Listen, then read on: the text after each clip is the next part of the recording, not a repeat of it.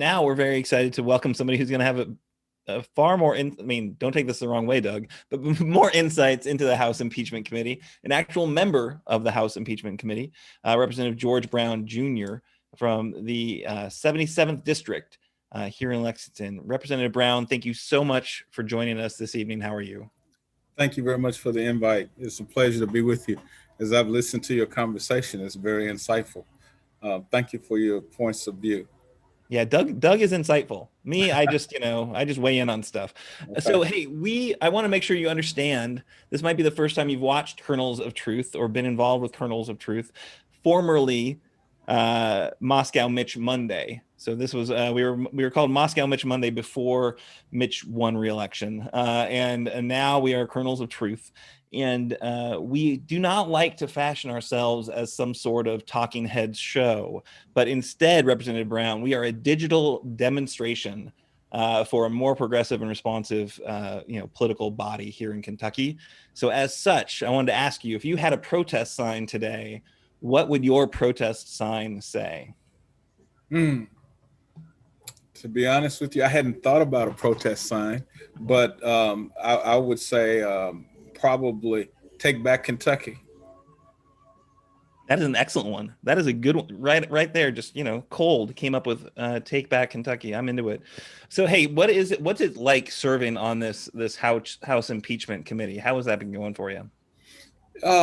It's stressful, a lot of legalese, very little that you can say, a lot more listening to the law and statutes that relate to impeachment and dealing with the various branches of government and how all that works.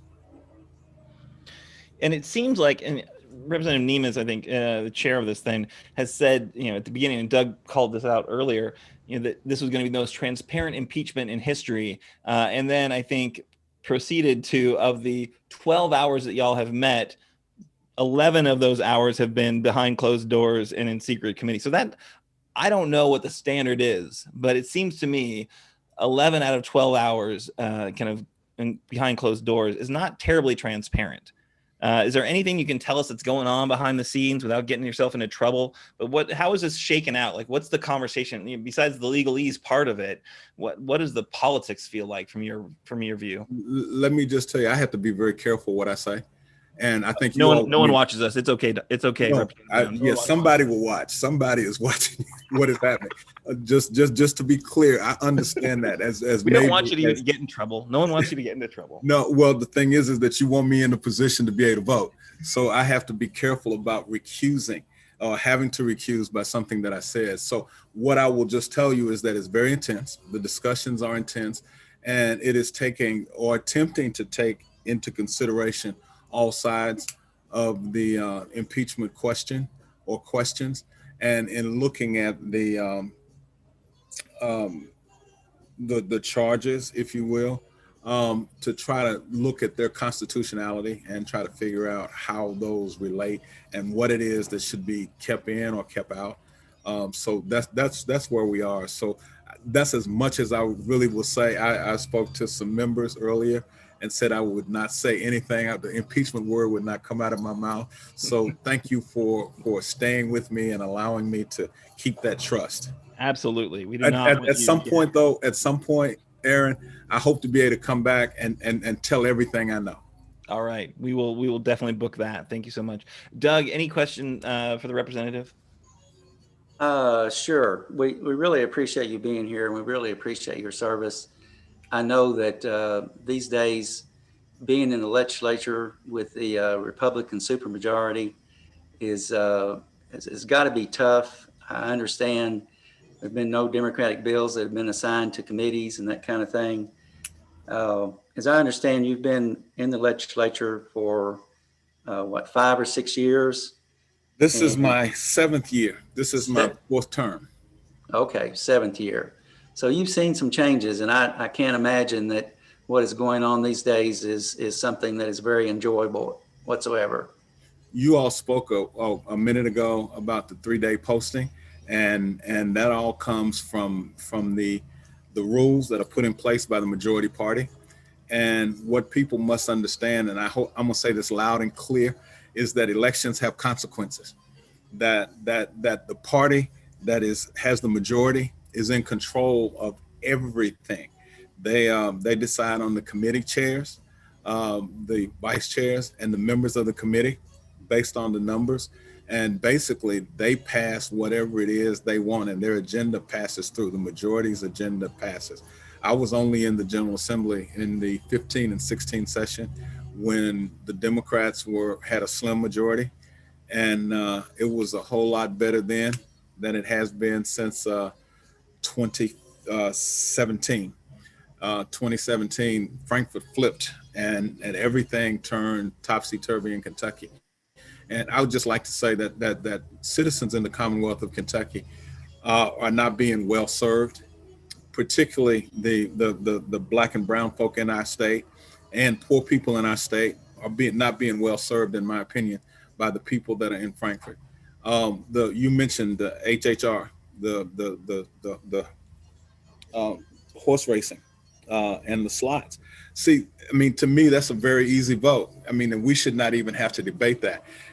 The bill for putting gaming on the ballot to change the Kentucky Constitution to allow gaming is one that the Republicans, especially once, I mean, when we had the majority, we tried to push that through, but it always got derailed in the Senate. But it would make sense to me that gaming is something that Kentuckians want to do.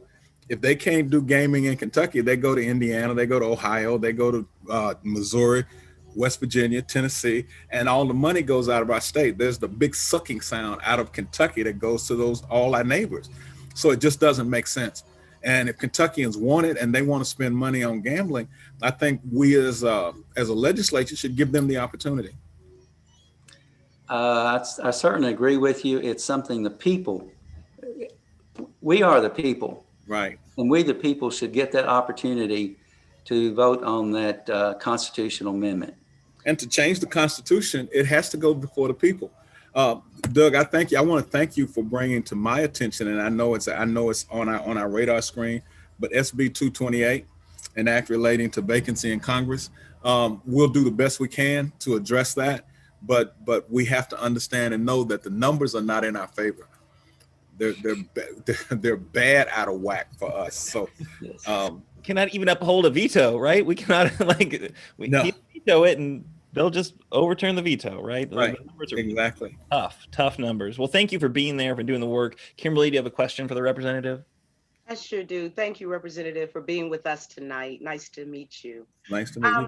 My question is, if we were totally the majority, what are some of the things that would be voted on, brought up in session? And then I have another question, two-part question to that I'm very interested in. You being a Black man in the legislature, I know it has to be hard, as Doug said before, being around so many Republicans, but being a Black man around all of these QAnon Republicans in the House, what will we be bringing up as Democrats, as majority, and how does it feel? How do you cope? Your first question, what bills would I personally like to see brought forward?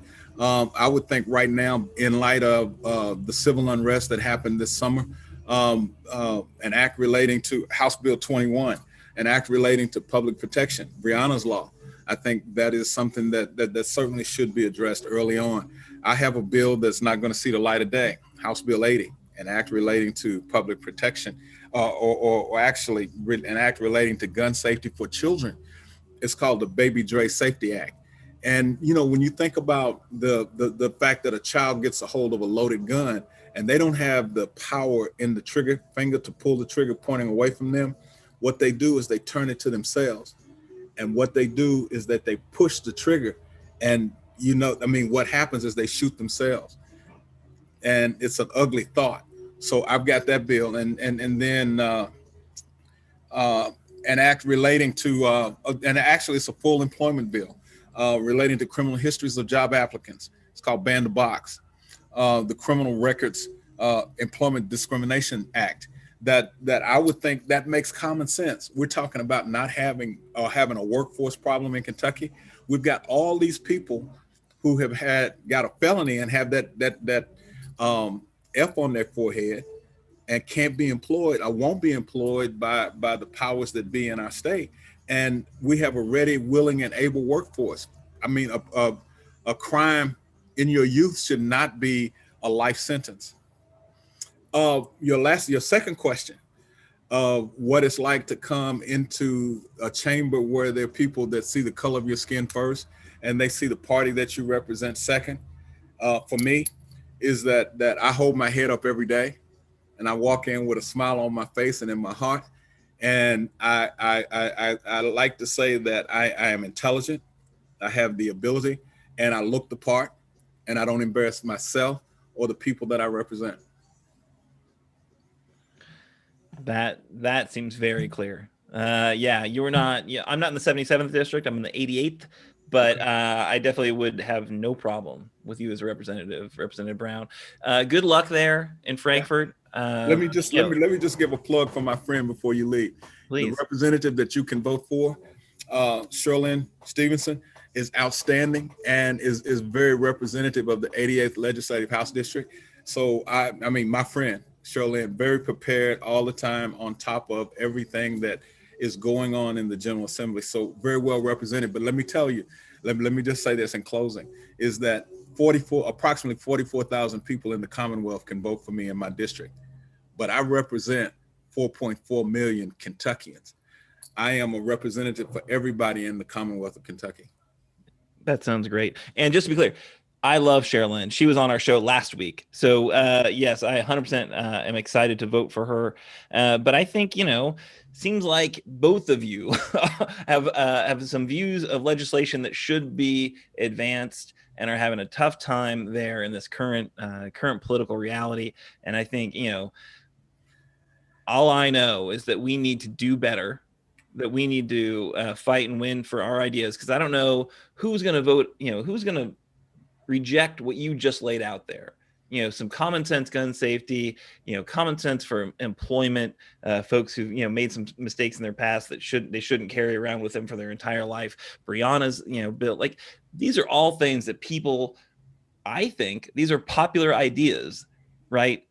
So we need to get out there and make sure people know what's at stake, and they shouldn't just follow the R versus D versus whatever. They should actually know what the policies are that they're supporting.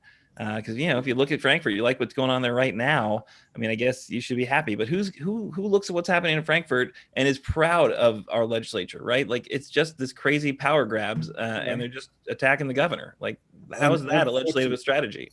Unfortunately, we have our people are not paying attention, and it's not just them that are being hurt. In my opinion, it's their children and future generations. I just said on an interview yesterday that the bills we pass or don't pass today will have an impact on the quality of life 100 years from now. And that's how I view it. I view it as from a holistic and a broader point of view. It's not just about right now. It's not just who we see right now. It's about what Kentucky is going to be down the road. And that's what drives me as well, Kimberly. That is truly what drives me. Thank you so much. Any final thoughts you want to leave us with? But thank you so much for your time this evening. Well, thank you all for having me, and hopefully we can collaborate and work on some things going forward.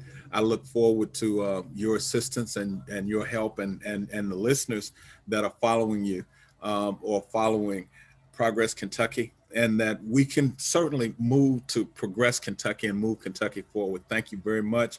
There are people like you that make the job worth doing, and gives me the incentive to get up and go to work every day. All right. We got your back, Representative Brown, for sure. Thank you.